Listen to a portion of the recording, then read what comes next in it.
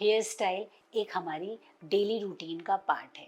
तो अगर आपका हेयर फॉल हो रहा है तो ये आपके लिए एडवाइजेबल है, इसको अवॉइड करें। एक आप पेशेंट्स की बहुत क्वेरी होती है कि डॉक्टर साहब हम ऑयल करें, शैम्पू करें या कॉम्ब करें कि नहीं। और हेलो फ्रेंड्स, मैं doctor Manju Keshari, senior dermatologist. आज हम बात करेंगे महिलाओं में हेयर फॉल के कारण और इसका निदान। हेयर फॉल एक आम समस्या है और लोगों को ये चिंता लगी रहती है कि कहीं वो गंजे तो नहीं हो जाएंगे। तो आज हम बात करते हैं हेयर फॉल के बारे में। तो हम इनको कुछ हेडिंग्स में बात करेंगे, जैसे उसके कारण क्या होते हैं, टाइप्स क्या होता है, ट्रिगरिंग फैक्टर्स क्या होते हैं और उनको कम कैसे करें। तो सबसे इम्पॉर्टेंट है कि हमारे बाल रोज कितने करते हैं, यानी नॉर्मल हेयर फॉल होता है। अगर ये हेयर फॉल 50 से 100 है तो ये नॉर्मल यानी रूटीन फिजियोलॉजिकल हेयर फॉल की कैटेगरी में जाता है। लेकिन अगर ये नंबर 100 से ज़्यादा है तब ये एक चिंता का विषय है, यानी ये हेयर फॉल की कैटेगरी में जा रहा है। नॉर्मली 50 की एज में लगभग हमारे 50% बाल ही बचे रहते हैं, यानी 50% जा चुके होते हैं। लेकिन ये हेयर फॉल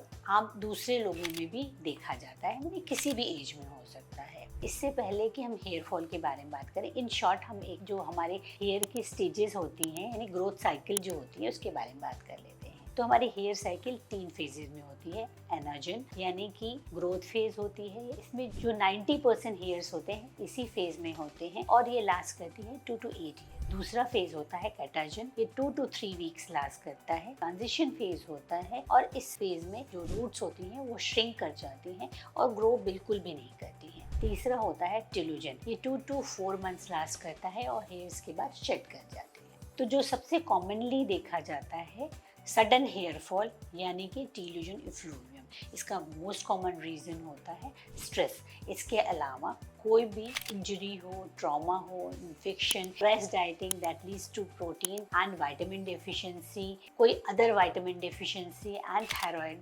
डिजीजेस। इसके अलावा जो फीमेल्स में हैवी ब्लड लॉस मेंस्ट्रुएशन के कारण होता है, जिसकी वजह से आयरन डिफिशिएंसी, एनीमिया हो सकता है, वो भी एक औरतों में बहुत ही कॉमन रीज़न है। इसके अलावा जो कुछ मेडिकेशंस जैसे कि anti hypertensives, blood thinners, antibiotics, retinoids, anti depressant, ये भी एक कारण बनते हैं हेयर फॉल की। तो अगर आप इनमें से कोई भी दवा ले रहे हैं तो आपका हेयर फॉल भी हो रहा है तो प्लीज चेक कर लें कि कहीं ये रीज़न तो नहीं है। इसके अलावा स्त्रियों में पोस्ट चाइल्ड बर्थ भी एक कॉमन रीजन है। इसमें क्या होता है कि प्रेगनेंसी में कुछ हार्मोन्स एक लेवल तक पहुंच जाते हैं जिसकी वजह से हमारा हेयर फॉल बिल्कुल भी नहीं होता है और हेयर बहुत ही चमकीले, शाइनी और लंबे हो जाते हैं। पर जैसे ही डिलीवरी होती है और ये हार्मोन्स का लेवल ड्रॉप करता है, सडनली हेयर फॉल होता है और ऑलमोस्ट गंजापन हो जाता है। तो अगर प्रॉपर न्यूट्रिशन लिया जाए, मोस्ट ऑफ द केसेस में ये हेयर वापस ग्रो कर जाते हैं। लेकिन अगर आपको बहुत ही चिंता हो रही है और बहुत ज़्यादा हेयर फॉल हो रहा है, प्रॉपर न्यूट्रिशन ले रहे हैं लेकिन फिर भी हेयर फॉल हो रहा है, तो डर्मेटोलॉजिस्ट को कंसल्ट करें। नेक्स्ट कॉमन कॉज है हेयर फॉल का फीमेल पैटर्न हेयर लॉस। तो ये जो पोस्ट मेनोपॉजल जो स्त्रियां होती हैं उनमें ये कॉमनली देखा जाता है। वैसे ये यंग एज पे भी हो सकता है लेकिन पोस्ट मेनोपॉजल में ये ज़्यादा होता है। इसमें एस्ट्रोजन हार्मोन कम हो जाना मुख्य कारण होता है। इसके अलावा यंग जो स्त्रियों में देखा जाता है वो पीसीओएस के कारण होता है और इसमें टेस्टोस्टेरोन का लेवल बढ़ जाना एक कारण होता है। इसके अलावा जो आपका हेयर केयर रूटीन है वो भी एक बहुत बड़े रीज़न होते हैं, जैसे कि शैम्पू, कंडीशनर, हेयर कलर अगर ये बहुत अच्छी क्वालिटी के ना हो या आपको सूट ना कर रहा हो, एलर्जी कर रहा हो, तो भी आपके रूट्स को डैमेज करता है और हेयर फॉल का रीज़न बनता है। तो अगर आपके हेयर फॉल हो रहा है तो प्लीज़ आप इसे अपने जो हेयर केयर रूटीन है और जो शैम्पू, कंडीशनर और कलर है उसे चेक करें। अगर कोई भी इचिंग हो रही हो तो ये मेन रीज़न बन सकता है। इसके अलावा blow dryers and heating iron shaft को डैमेज करते हैं और हेयर फॉल का रीज़न बनते हैं। इसके अलावा कुछ सैलून ट्रीटमेंट होते हैं जैसे कि केराटिन एंड हेयर कलरिंग।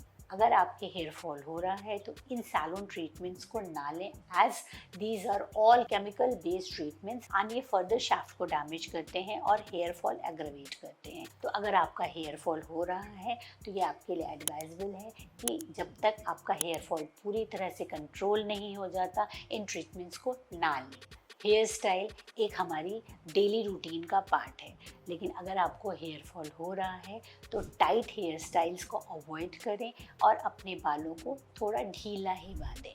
और एक हम पेशेंट्स की बहुत क्वेरी होती है कि डॉक्टर साहब हम ऑयल करें, शैम्पू करें या कॉम्ब करें कि नहीं, और पर क्योंकि इससे तो हमारा हेयर सारे बाल गिर जाएंगे। ऐसा बिल्कुल भी नहीं है। शैम्पू डेली करनी चाहिए क्योंकि ये एक हाइजीन का पार्ट है। अगर आप शैम्पू नहीं करेंगे तो आपके डैंड्रफ बहुत ज़्यादा हो सकती है और गंदगी की वजह से भी इचिंग होती है and it will further aggravates your hair fall problem. तो शैम्पू डेली जो आप करते हैं वैसे करें, एटलीस्ट हफ्ते में 2 से 3 बार ज़रूर करें। जो भी आपका रूटीन है उसे फॉलो करें। ऑयलिंग कर सकते हैं। कॉम्ब में आप जो मोटे दांत के जो कॉम्ब होते हैं उनको यूज़ करें। ब्रशिंग बिल्कुल सॉफ्ट करें, तो रूटीन को प्रॉपर मेंटेन करें। इसके अलावा आपको प्रॉपर न्यूट्रिशन लेना है, बैलेंस डाइट लेना है। आप हाई प्रोटीन डाइट लीजिए, fruits, vegetables, omega 3 fatty acids, सब कुछ आपको अच्छे से न्यूट्रिशन लेना है। लेकिन अगर फिर भी आपके हेयर फॉल में कोई भी फ़र्क दिख नहीं रहा है, बाल वैसे ही करें, visit to a dermatologist and what we do, हम आपका प्रॉपर इन्वेस्टिगेट कराते हैं, आपका न्यूट्रिशनल चेकअप करवाते हैं, हार्मोन लेवल्स सारे चेक करवाते हैं एंड अकॉर्डिंग टू जो भी आपका रिजल्ट आता है वी ट्रीट द कॉज। अगर आपको थायराइड है या फिर कोई डेफिशिएंसी है न्यूट्रिशन की, जैसे कि आयरन, जिंक, बायोटीन या फिर अदर वाइटामिन्स, हम उसको प्रॉपर ऐड करते हैं। कोई अगर आपको थायराइड की प्रॉब्लम है या अदर हार्मोन्स की प्रॉब्लम है तो हम आपको जो कंसर्न डॉक्टर हैं जैसे कि एंडोक्राइनोलॉजिस्ट उनको रेफर करते हैं ताकि आपकी सारी प्रॉब्लम्स प्रॉपर उसको ट्रीट करें एंड आपकी हेयर फॉल को करेक्ट करें। ये जो ट्रीटमेंट्स हैं आपको आपके हेयर फॉल जो हो चुके हैं उनको पूरा वापस ग्रो करने में हेल्प करते हैं एंड फर्दर ग्रोथ में भी हेल्पफुल होते हैं। इस तरह की कोई भी और जानकारी आपको अगर चाहिए तो आप हमें कमेंट बॉक्स में ज़रूर बताएं और जानकारियों के लिए हमारे चैनल को लाइक करें, सब्सक्राइब करें और शेयर करें।